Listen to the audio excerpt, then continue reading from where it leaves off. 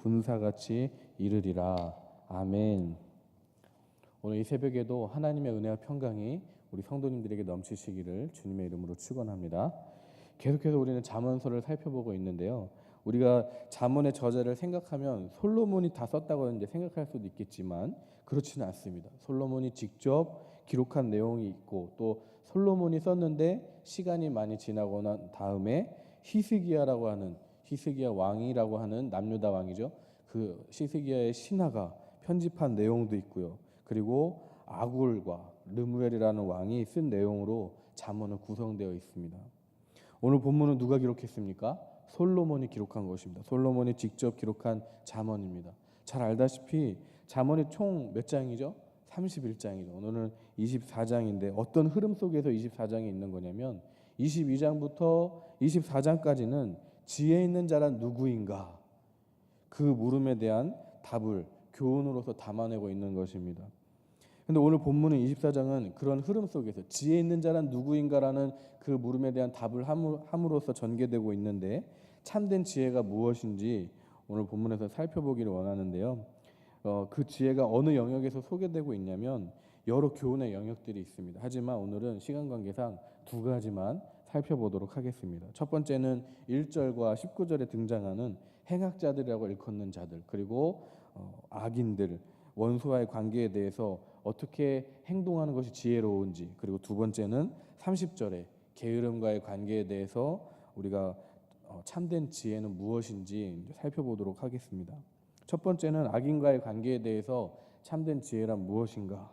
먼저 우리가 악인과의 관계에 대해서 어떻게 하는 것이 지혜로운 것인가에 대해서 1절에 대해서 분명히 명확하게 선포하고 있습니다. 1절을 같이 읽어볼까요? 시작. 너는 악인의 형통함을 부러워하지 말며 그와 함께 있으려고 하지도 말지어다.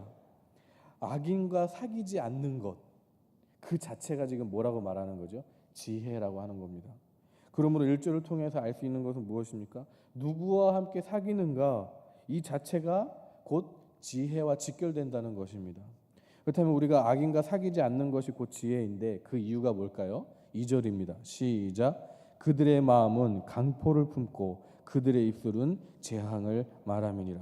그러니까 악인과 사귀지 않아야 하는 이유가 그들의 마음이 강포를 품고 입술이 재앙을 말하기 때문이다. 이렇게 설명하고 있죠. 이것이 무슨 뜻이냐면 저 악인들의 마음 상태에 대해서 지금 설명하고 있는 것입니다. 저 악인들의 마음 상태는 어떻다고 말하는 것이죠? 남을 멸망시킬 방법을 연구하고 있다라는 뜻입니다. 여러분, 악인들의 존재라고 하는 것이 참 무섭지 않습니까? 시시때때로 남을 멸망시키는 방법이 무엇인가를 고민하는 사람들이 바로 악인들이라고 성경은 정의하고 있는 것입니다. 그렇기 때문에 그런 저들과 우리 믿음의 사람들은 어울릴 수 있는 것입니까? 없는 것입니까? 어울린다면 이것은 매우 어리석은 짓이죠. 성도는 오히려 남을 살리는 성도가 돼야 되잖아요. 원수까지 사랑하라고 하신 그 계명을 지켜야 되는 사람들이잖아요. 아무리 생각해도 성도는 그 존재 자체가, 그의 존재 자체가 악인들이라고 하는 이들과 함께 지낼 수가 없는 것입니다. 저들과 교제 자체를 할 수 없는 거죠. 시편의 제일 처음 말씀도 어떻게 기록되고 있죠? 복 있는 자라 불리는 그가 제일 먼저 어떠해야 함을 말씀하고 있는 것이죠. 시편 1편 1절에 보면 복 있는 사람은 악인들의 꾀를 따르지 아니하며 죄인들의 길에 서지 아니하며 오만한 자들의 자리에 앉지 아니하고. 시편 기자도 악인들로부터 멀리하는 자가 어떤 자라고 기록하고 있죠? 복 있는 자다, 이렇게 말하고 있습니다. 그렇다면 지혜 있는 성도는 오히려 어떤 사람들이야겠습니까? 17절 그리고 19절을 연이어서 읽어볼까요? 17절입니다. 시작. 내 원수가 넘어질 때에 즐거워하지 말며 그가 엎드려질 때에 마음에 기뻐하지 말라. 19절.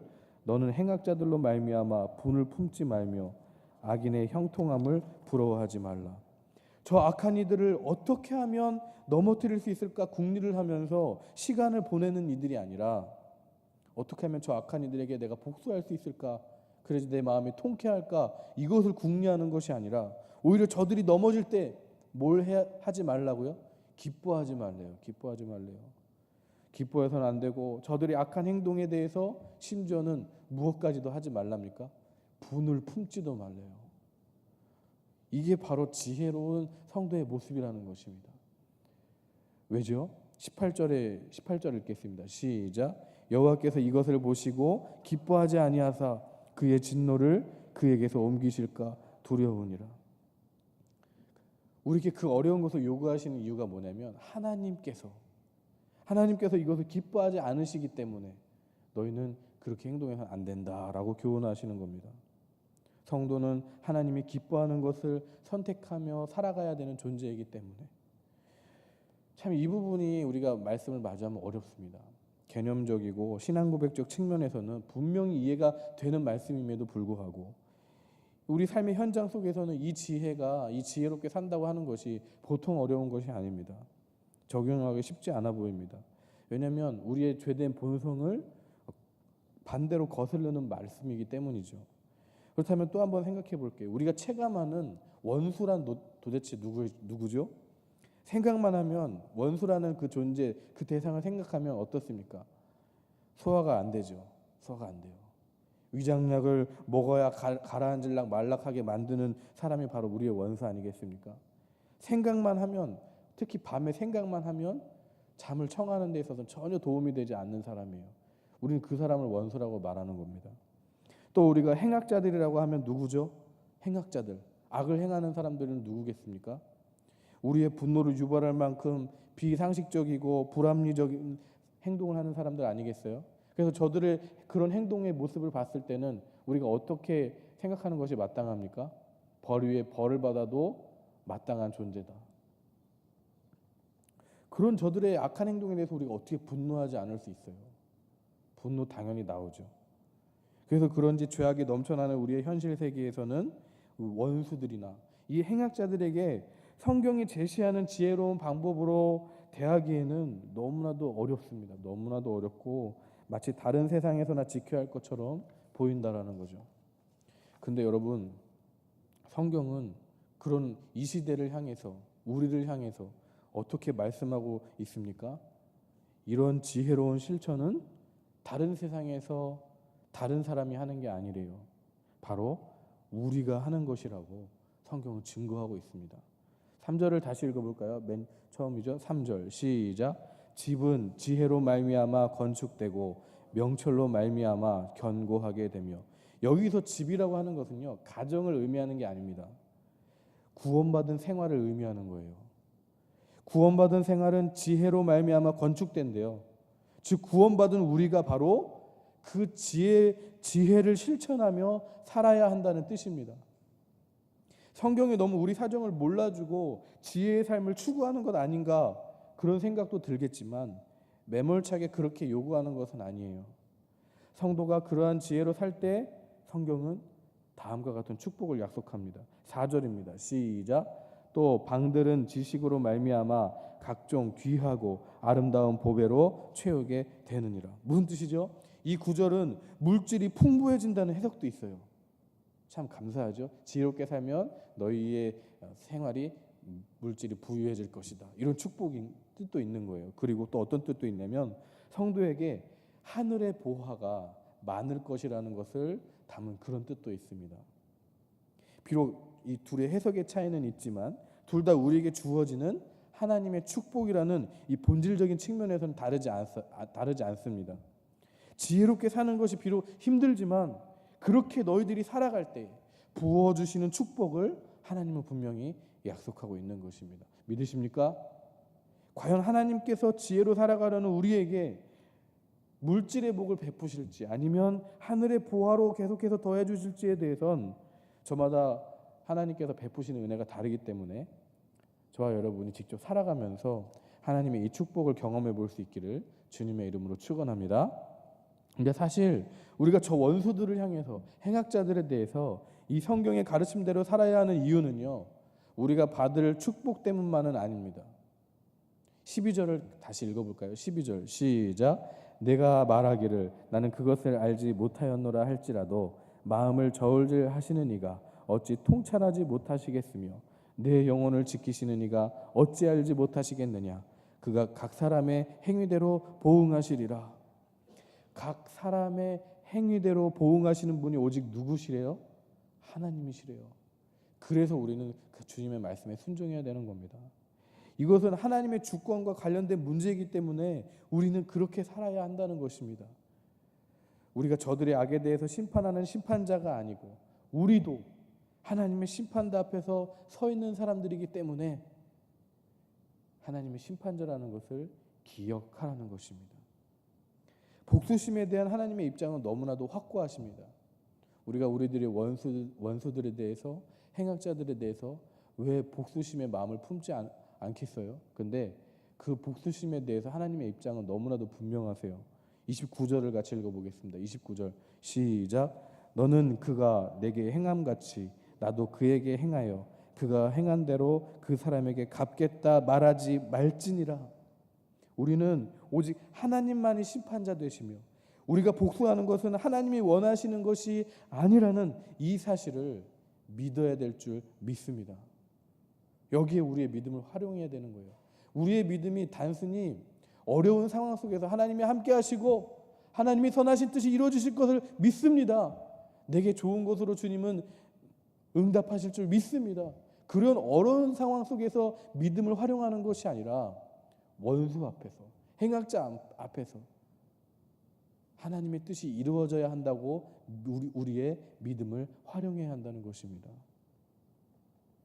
이제 우리는 주님의 지혜로운 이 가르침을 세상 사람들에게 전함으로써 지혜로운 모습으로 많은 사람들에게 우리가 바로 하나님의 사람이고 우리가 나누는 이 지혜로 말미암아 믿음의 덕을 끼칠 수 있는 복된 우리 성도님들이 다 되시기를 주님의 이름으로 축원합니다. 여러분으로 말미암아 여러분이 계신 곳이 빛과 같이 아름답게 빛나고 가장 필요한 소금의 역할을 감당하는 우리 모두가 되었으면 좋겠습니다. 두 번째는 게으름과의 관계에 대해서 어떻게 신앙하는 것이 지혜로운 것인가? 30절에서 34절까지 이 게으름에 대해서 다루는데 성경은 언제나 게으름의 문제를 무엇과 관련하여 설명하고 있냐면 지혜와 관련해서 설명하고 있습니다. 잠언에서 말하는 지혜로운 사람은 누구죠? 하나님을 경외하는 사람들이죠. 잠언에서 말하는 지혜는 하나님을 경외하는 사람들입니다. 하나님을 경외하는 사람은 어떤 사람일까요? 결코 게으름에 자신을 내어주지 않는 것이죠. 존 오웬이라고 하는 신학자는 신앙의 가장 큰 대적으로 뭘 얘기했냐면 게으름을 얘기했습니다. 게으름. 지금은 피곤해서 기도할 수 없지. 지금은 바쁜 시간이니까 나중에 예배해도 늦지 않겠지. 이렇게 하지 말라는 것입니다. 30절 읽어볼까요? 30절 시작. 내가 게으른 자의 밭과 지혜 없는 자의 포도원을 지나며 본즉. 게으른 자를 누구랑 동일 성산에서 지금 소개하고 있죠? 지혜 없는 자랑 이 동일 성산에서 게으른 자를 비교하고 있는 것입니다. 그러니까 게으른 자는 곧 지혜 없는 자와 다르지 않는 거예요. 그렇다면 솔로몬은 게으른 자를 곧 지혜로운 자와 대조시켜서 설명하고 있는 것을 우리는 알 수 있는 것입니다. 지혜로운 자는 우리 누구였다고 말씀드렸죠? 하나님을 경외하는 자. 그렇다면 잠언서는 게으름이라고 하는 것은 단순히 행동이나 일처리가 느리고 일하기 싫어하는 정도인 육체의 문제를 지적하는 것이 아닙니다. 그것이 아니라 하나님을 경외하는 자를 대조시켜서 반대편으로 지금 소개하고 있는 거예요. 그러니까 게으름은 곧 무슨 문제냐면 하나님을 경외하지 않는 문제, 영적인 문제다라고 얘기하고 있는 겁니다. 저는 여기서 새로운 인사이트를 얻었어요. 게으름이 나의 육체의 어떤 부지런하지 못함의 문제가 아니라 단순히 그런 육체의 문제가 아니라 이것은 하나님을 경외하지 않는 모습, 영적인 문제와도 직결되는 것이구나라는 걸 깨달았어요. 남에게 직접적으로 피해를 주지 않는 죄가 뭐 그리 나쁜 죄냐 싶겠지만 그런 우리의 생각보다 중요한 것은 하나님이 어떻게 여기시냐 아니겠습니까? 하나님은 분명히 게으름은 하나님을 경외하는 자의 태도가 아니라는 것을 지적해주고 있는 것입니다. 이것은 영적인 문제라고 하나님은 보시는 거예요. 그리고 그렇게 게으름을 피운다면 34절을 읽어보겠습니다. 시작. 내 빈궁이 강도같이 오며 내 곰핍이 군사같이 이르리라. 이렇게 말씀하고 있지 않습니까? 솔로몬은 이 게으름의 문제를 결코 가볍게 여기지 않았습니다. 게으른 자의 밭과 포도원을 보니까 어떻죠? 가시덤불이 퍼지고 있고 거친 풀로 덮여있는 이 모습을 보고 아주 깊은 생각에 빠졌대요. 그리고 큰 교훈을 얻었대요. 32절입니다. 시작. 내가 보고 생각이 깊었고 내가 보고 훈계를 받았노라. 우리가 깊은 생각에 잠겨 있다가 내게 주신 교훈이라고 무릎을 치면서 크게 깨달을 때가 언제죠? 이것이야말로, 이 말씀이야말로 내 삶의 방향을 바꿀 만한 교훈이라고 여기면서 내 마음에 크게 울림을 주는 그런 교훈 아니겠습니까? 솔로몬이 지금 이 게으름의 모습을 보고 그런 큰 교훈을 깨달았다는 것입니다. 지금 우리가 지혜롭게 살지 못하게 만드는 게으름의 영역들이 무엇입니까? 특별히 하나님과의 관계 속에서 이 게으름의 문제를 진지하게 돌아보기를 원합니다. 다시 한번 우리가 게으르다고 하는 것이 영적인 문제라는 이 사실을 믿음의 눈으로 바라보실 수 있기를 주님의 이름으로 축원합니다. 이제 우리가 정신을 차려서 깨어서 일어나야 할 줄 믿습니다. 그동안 미루었던 신앙의 게으름들을 회개하고 그리고 주님 앞에 지혜로운 모습으로 서실 수 있기를 주님의 이름으로 축원합니다. 오늘 본문을 통해 우리는 두 가지 관계에 대해서 지혜롭게 사는 바가 무엇인지를 교훈받았습니다. 악인과의 관계 앞에서 그리고 게으름과의 관계 앞에서. 그렇다면 우리가 이렇게 지혜롭게 살기 위해서 도움을 받을 수 있는 길이 무엇일까요? 이 물음에 대한 답을 정리함으로써 오늘 말씀을 맺겠습니다. 13절과 14절을 이어서 읽어보겠습니다. 13절 14절 시작. 내 아들아 꿀을 먹어라 이것이 좋으니라. 송이꿀을 먹어라 이것이 내 입에 다니라. 지혜가 내 영혼에게 이와 같은 줄을 알라. 이것을 얻으면 정령이 내 장래가 있겠고 내 소망이 끊어지지 아니하리라. 아비가 아들에게 훈계하는 내용이에요. 송이꿀을 먹으라고. 여기서 송이꿀은 뭘까요? 아비가 아들한테 훈계하는데 나쁜 말을 하는 건 아니겠죠? 가장 좋은 말로 지금 훈계하는 것을 지혜서에 담고 있는 거예요. 송이꿀이라고 하는 것은 바로 지혜입니다. 지혜인데 송이꿀을 먹으라는 말은 지혜, 곧 하나님의 말씀에 대해서 우리가 어떤 태도를 취해야 하는가를 말해주고 있는 거죠. 말씀을 읽으라는 것이죠. 말씀을 가까이 하라는 뜻입니다. 즉 하나님의 말씀을 먹어야지 지혜로워질 수 있다는 것을 비유하고 있는 거예요. 자문서가 아까 어떻게 지혜로운 자가 누구라고 교훈하고 있죠? 하나님을 경외하는 자. 하나님의 말씀을 읽을 때 우리는 하나님을 경외하는 바에 대해서 더욱더 구체적인 지침을 날마다 교훈받을 수 있는 것입니다. 여러분 땅콩 박사로 잘 알려진 조지 워싱턴 카버를 여러분 잘 알고 계실 겁니다. 부모의 얼굴도 모르는 흑인 소년 노예에서 농과대학 교수가 된 사람이죠. 이 사람이 하나님의 작은 연구실이라는 연구실을 만들었는데 그 서재에는 어떤 책들이 있는지 혹시 기억하십니까? 딱 한 권의 책밖에 없었대요. 아니 땅콩을 연구하는 그 교수가 여러 가지 참고 서적이 있어야 되는 거 아니에요? 논문도 있어야 되고 여러 가지 연구 서적들을 참고해야 되는데 그의 연구소에는 딱 한 권밖에 없었대요. 책이. 그게 뭐죠? 바로 성경책이래요. 그래서 어떤 사람이 물어봤대죠. 왜 당신의 연구실에는 책 한 권밖에 없습니까? 성경책 한 권밖에 없습니까? 그래서 조지 워싱턴 카버가 이렇게 대답했답니다. 왜냐하면 우주의 창조자가 되신 하나님만이 내가 가진 과학적 영감의 원천이기 때문입니다. 그래서 그는 오직 성경만을 읽으면서 기도하고 그렇게 하나님의 도우심을 구하면서 밤낮으로 연구한 결과 땅콩 하나로 물감도 만들고 구두약도 만들고 화장품도 만들고 식용유 여러 의약품들 비누 종류 하면서 땅콩 하나로 무려 105가지 이상의 식품과 200가지 이상의 실용품을 만들었다고 합니다. 성경은 우리에게 참으로 지혜를 주시는 책인 줄 믿으시기를 바랍니다. 하나님의 말씀을 먹음으로써 여러분이 지혜롭게 살아가야 하는 수많은 영역들에서 결정적인 도움을 받으실 수 있기를 주님의 이름으로 축원합니다. 그래서 오늘 나눈 악인들과의 관계에서 게으름과의 영적 전쟁 속에서 날마다 하나님의 지혜로 승리를 거머쥐시는 우리 복된 성도님들이 다 되시기를 주님의 이름으로 축원합니다. 기도하시겠습니다.